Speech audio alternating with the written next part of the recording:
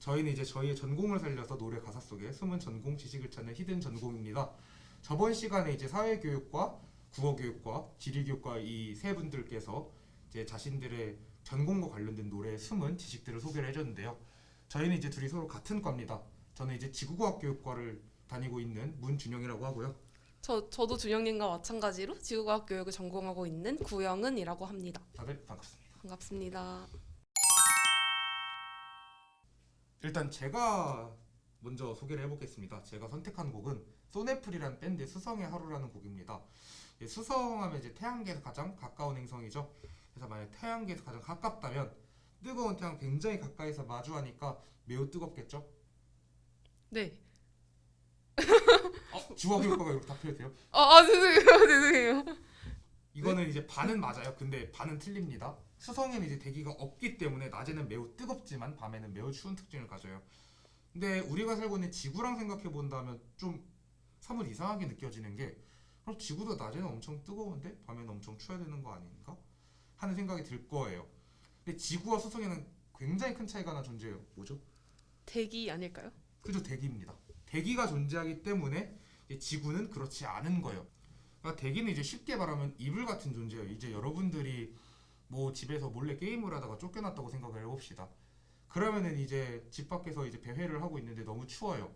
근데 근처에 엄청 따뜻한 난로가 하나 있어요. 그럼 가까이 갈수록 굉장히 따뜻하겠죠.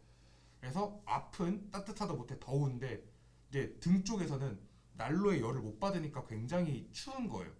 수성이 딱 이 상태라고 보시면 됩니다. 이렇게 태양이랑 난로랑 서로 가까워가지고 이렇게 앞면에서는 굉장히 많은 열을 받고 땀까지 나는데 정작 이제 열을 받지 못하는 등이랑 수성의 뒷면에서는 굉장히 이제 춥고 얼것만 같은 그런 느낌이 나는 거예요. 그래서 이거를 이제 수성의 하루 가사랑 연결지어서 생각을 해볼 수 있겠습니다. 수성의 하루란 노래는 크게 화자의 두 가지 상태가 나와요. 매우 열정이 넘치는 상태 그리고 의욕을 잃은 상태예요. 대표적인 첫 가사부터 보면은 뭐든 할 수 있을 것만 같던 매일 밤 차오르는 마음은 그리고 그 다음에 아물지 못한 어제를 끌어안고 썩어버린 채 말이 없네 라는 가사가 나옵니다. 열정이 넘치고 불타오르는 상태는 이제 뜨거운 수성의 낮에 차갑고 의욕이 없는 상태는 이제 추운 수성의 밤에 대응이 됩니다. 그래서 이 노래는 열정이 넘치다가 의욕이 갑자기 떨어지는 흔히 말하는 이제 작심삼일형 인간들을 수성에 비유하는 것이라고 볼 수 있어요. 그래서 오래전 놓았던 자그마한 불씨가 어딘가를 태워도 좀처럼 나에겐 옮겨붙지를 않고 그림자만 길어지네라는 가사도 있거든요. 근데 이 부분도 생각보다 굉장히 지구과학적인 패턴이 있어요. 이제 그림자는 언제 가장 짧죠? 여름에 가장 짧지 않나요? 여름에 가장 짧고 태양이 높을 때 낮을 때. 네, 높을 때. 그렇죠. 태양이 높을 때 그림자가 가장 짧아요. 그러면 역으로 말하면은 이제 태양이 높은 데서 낮은 데로 쫙 이렇게 내려갈수록 그림자가 길어진다는 뜻이겠죠. 그래서 그림자만 길어진다는 뜻은 이제 무슨 뜻일까요? 낮에서 밤으로 가면 이제 그림자도 길어지고 그만큼 온도도 낮아지니까 이제 의욕이 사라진다는 뜻을 내포하고 있어요. 그래서 굉장히 수성의 특성을 잘 이해하고 쓴 꽤나 과학적인 노래라고 생각할 수 있습니다. 네, 제가 소개할 곡은 탄소 중립 가수죠. 바로 윤하의 6년 230일이라는 곡입니다. 윤하의 6집 엔드 티오리 앨범 자체가 지구과학을 소재로 하고 있다는 거 알고 계셨나요? 네, 방금 알았습니다. 네, 지구과학 교육과로서 도저히 참을 수가 없어서 갖고 와봤습니다. 그렇다면 노래의 제목이자 중요한 비유적 표현인 6년 230일, 과연 무엇을 의미하는 걸까요? 6년 230일은 기후위기 시계가 가리키고 있는 시간을 의미합니다. 기후위기 시계는 지구온난화 한계치까지 남은 시간을 표시한 시계로 전 세계 평균 기온이 1.5도 상승할 때까지 걸리는 시간을 기준으로 해요. 이산화탄소를 비롯한 온실기체를 무분별하게 배출하다 보면 기온이 상승할 수가 있는데 온도가 1.5도 이상 높아지게 되면 그때는 돌이킬 수 없는 상황이 닥친다고 해요. 즉 6년 230일이라는 시간은 인간에 대한 지구의 마지막 경고일 수 있다는 거죠. 그렇다면 지구온난화가 진행되면서 나타나는 현상에 무엇이 있을지 해수면이 높아지고요. 또 이제 전체적으로 적도의 온도가 높아지기 때문에 이제 특정 지역에서 나오는 특산물들이 죄다 위로 올라가는 경향이 생깁니다. 맞는 것 같아요. 정확한 답변 감사합니다. 네, 일단 대표적으로 준영님이 말씀해주신 것처럼 빙하가 녹고 해수가 열팽창해서 해수면이 높아지고 있겠고 개화 시기가 일러진다거나 또 단풍이 들기 시작하는 때가 일주일 정도 늦어진다고 합니다. 또 북극곰이나 바다사자, 철새들, 나아가서 바닷속에 사는 식물 플랑크톤의 생존에도 이런 기후변화가 큰 영향을 준다고 합니다. 또 태풍의 경우에는 그 발생 개수가 늘어난다는 유의미한 연구 결과는 없지만 지구온난화가 심해지면서 그 강도가 매우 강해지고 있는 상황입니다.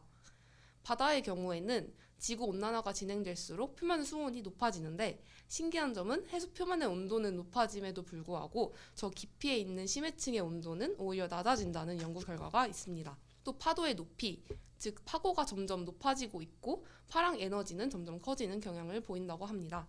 사실 처음 제가 이 노래를 아무 생각 없이 들었을 때는 화자가 권태기를 맞는 화자 자신과 연인을 그 위기에 놓인 지구와 인간에 빗대면서 기후 위기를 체감하고 있음에도 불구하고 위기 의식을 느끼지 못하는 사람들이 지구의 종말을 부르는 것처럼 권태기에 익숙해진 우리는 곧 이별을 마주하게 될 거야 라고 말하고 있다고 생각했습니다.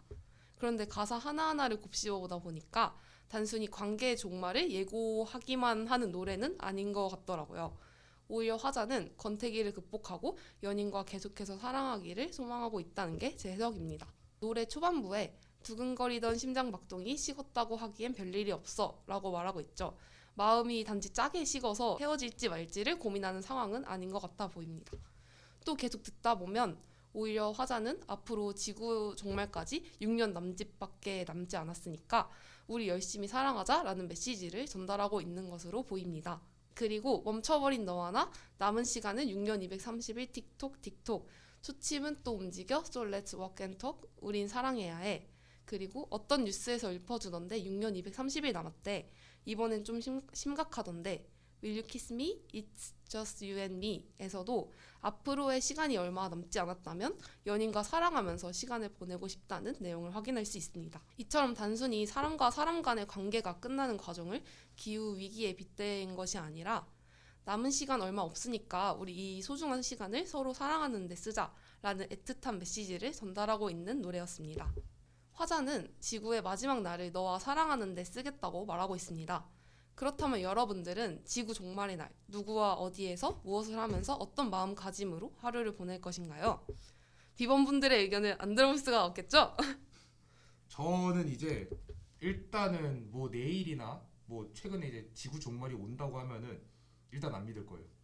평소처럼 살다가 그냥 뭐 방법은 다양한 방법이 있겠죠. 운석이 날아오거나 아니면 다 같이 불타거나 하는데 그냥 보면서 야 진짜네 하고서 딱 맞고 죽을 것 같아요. 그냥 평소처럼 살다가 오히려 평소처럼 사는 게 뭔가 더 지구 종말에 맞을 것 같아가지고. 그 시나리오를 완성하기 위해서 지구 종말 시나리오. 네. 저라면은 오히려 준영님과는 반대로 그 남은 시간이 너무 소중해서 그 가족들하고만 24시간을 온전히 다 쓰는데 사용할 것 같습니다. 네, 이렇게 5분이 모여가지고 같은 전공도 있고 다른 전공도 있지만 서로 이제 다양한 노래들을 보면서 각자 이제 자신들의 전공 속 숨은 지식을 소개하는 그런 히든 전공 시간이었는데요. 이렇게 2부를 마무리하고 이제 다음에 또 재밌는 영상으로 돌아오도록 하겠습니다. 다들 시청해주셔서 감사합니다.